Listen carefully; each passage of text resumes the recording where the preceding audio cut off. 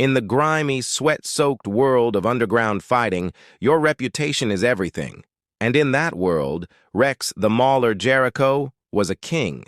He ruled his little kingdom from the center of a blood-stained canvas, a fortress built on broken bones and shattered confidence. He was a brute, a brawler whose only strategy was pure, overwhelming force. Tonight, the promoters served him what looked like an appetizer, an easy touch before a real main event. He glanced across the cage at the woman standing opposite him, a quiet figure with no entourage and zero fear in her eyes, and he laughed. He saw a payday. He saw an easy win. He thought she was just another lamb to the slaughter. What he couldn't see, what nobody in that roaring, smoke-filled warehouse understood, was her last name.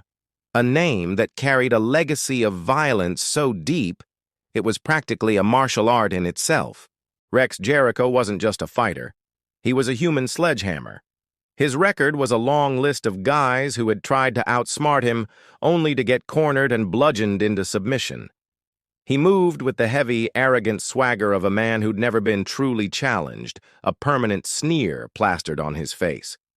The crowd loved him for it. They weren't there for technical skill or the sweet science. They were there for destruction, and Rex was their Picasso of pain.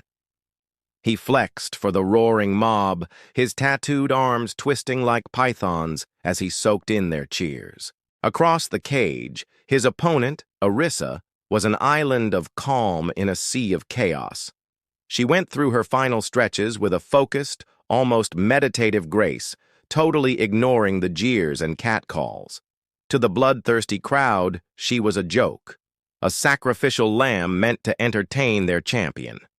She didn't have the hardened look of a seasoned brawler or the desperate energy of a challenger trying to prove something. She just looked composed. Almost no one in that building knew her full name was Arissa LeBrock. They didn't know she was the daughter of two icons from a completely different universe, the stunning model and actress Kelly LeBrock and, more importantly, the action star Steven Seagal. She grew up in the giant shadow of their fame, a life that taught her how to be invisible when she wanted and tough when she had to be. But she didn't follow her father's path into Aikido, the elegant art of joint locks and throws he was famous for. She was drawn to something grittier. She chose the world of Brazilian Jiu-Jitsu, a grappling art where leverage is king and every move is a chess piece, all designed to lead to a checkmate of inescapable pain. This wasn't her father's fight. This was hers. And tonight, she was here to carve her own legacy, not with a famous name, but with the quiet, devastating language she learned over thousands of hours of grueling, anonymous work on the mats. Clang! The rusted bell hanging from a rafter cut through the noise. The fight was on.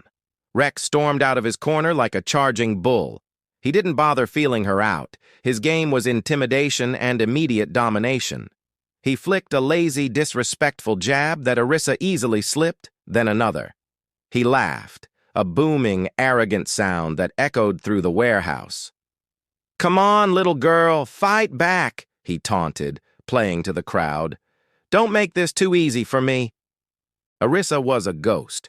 She gave ground, but it was controlled, tactical. Her footwork was precise, her movements sharp and efficient. Keeping her hands high, her eyes were locked on his chest, watching the twitch of his shoulders, the shift in his weight. She wasn't running. She was downloading data. Every clumsy, telegraphed punch from Rex was another piece of information. His timing, his reach, his favorite combos, it was all being processed behind that placid expression. The crowd started to get restless, their cheers turning to jeers aimed right at her. They saw a retreat. They saw fear. They couldn't understand the cold calculus of a grappler sizing up a striker. Rex, feeding off their energy, decided to end the show. He wanted a knockout, a highlight reel finish for his brutal collection. "Had enough of dancing?" he snarled, planting his feet. He loaded up, pouring every ounce of his massive frame into a single, looping overhand right. It was the same punch that had ended a dozen other fights, a hammer blow designed to switch a person's lights off. The crowd surged in anticipation. The punch whistled through the air, aimed right for her jaw. This was it. The moment of impact, the inevitable conclusion everyone had paid to see. The perfect setup for a brutal finish. Just not the one they were expecting. That haymaker, the one that should have ended the fight, didn't. In the split second before it landed, Arissa didn't just duck. She vanished. In a movement so fluid it seemed to break the laws of physics, she dropped her level, pivoted, and flowed right under the massive arc of his arm. Rex's punch hit nothing but air, throwing him wildly off balance.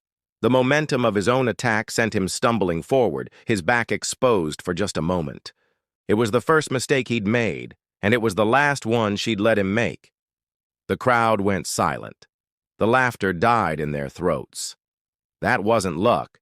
This was a different kind of skill, a predatory patience they had never seen before. It was the muscle memory born from endless hours on the mats, the cold, unblinking instinct of a grappler who just got the exact opening she was waiting for. Even the fight's announcer, who'd been singing Rex's praises, went quiet. He, like everyone else, was watching the entire grammar of the fight change. This was no longer a story about a hammer and a nail. A new, more complex language was being spoken, a hybrid dialect of violence. Her foundation was pure Brazilian jiu-jitsu, the art of relentless ground fighting. But her entry, the way she used his own momentum against him, had the unmistakable accent of her father's Aikido. It was that principle of non-resistance, of blending with an opponent's force and redirecting it. She had taken her father's philosophy and weaponized it with a more brutal in-practice art.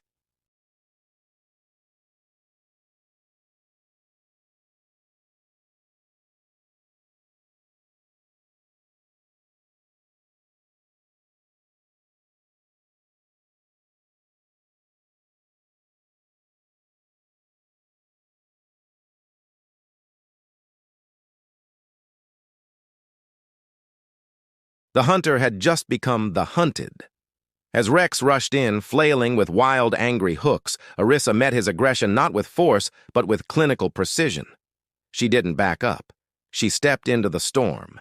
He threw a right cross, and instead of blocking, she parried it, her left hand deflecting his wrist, while her right hand grabbed a deep grip on the back of his neck.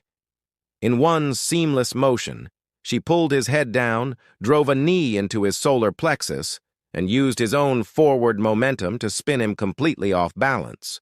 He staggered back, gasping for air, the first flicker of panic in his eyes. Before he could recover, she was on him, closing the distance with the suffocating pressure of a world-class grappler. She locked him in a clinch, her body fused to his. Rex, a man who relied on the power of his fists, was now in a world he did not understand. He tried to muscle her off, to make space to throw his heavy leather, but it was like trying to wrestle with water. She flowed with his every move, only tightening her control. She hooked a leg behind his and executed a perfect outside trip, an Osoto Gari, that sent the big man crashing to the canvas. The thud of his body hitting the mat echoed through the silent warehouse. The fall was jarring, but what came next was terrifying.